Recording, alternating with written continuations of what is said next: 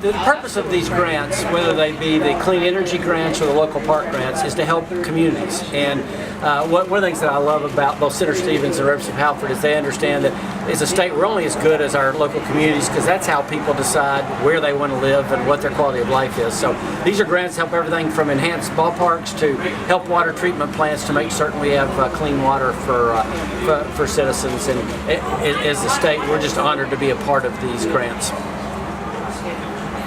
Governor, just sort of convenient, I suppose, that some of the districts that you're coming through, your representatives have some tough fights in their hands. Maybe not Representative Halford, but Senator Gresham and Representative Wargo. Is that a coincidence, or is it just a chance to double down on helping them out? Or?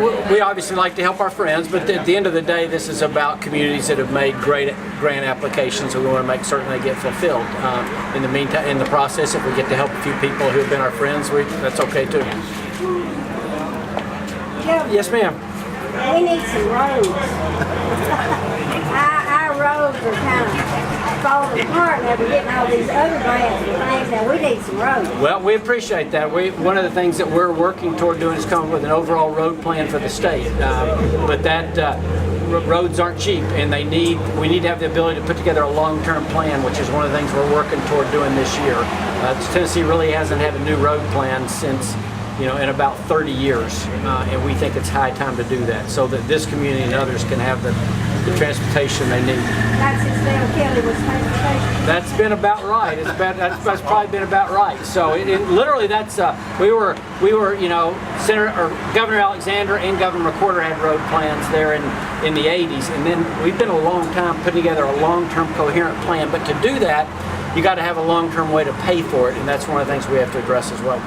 Coming to ended the budget year with about $800 million in surplus. Right. Is that going to be part of that plan, you think? Well, I mean, there's some money that we paid back $120 million last year out of the general fund owed transportation. We paid that back, and there's still another $120 million left that we would like to address.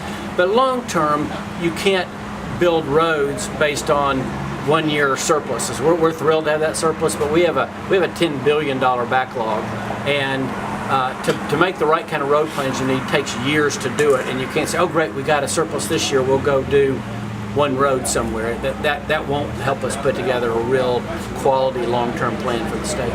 Do you think this will kick into higher gear once the primaries are over? I mean, candidates don't want to go running around talking about road taxes. Well, I think folks they're kind of waiting on us to come back to them with a plan, which we will do. And believe me, we understand the sense of we're not going to ask anything of Tennesseans that it's not time to do that. But the analogy I make all the time, it's like we have this great family farm that we got debt-free from our parents that worked, and we need to pass that on to our kids the same way. And you wouldn't pass it on to your kids with debt. You wouldn't pass it on, with holes in the fences everywhere. And we need to have that same sense of responsibility.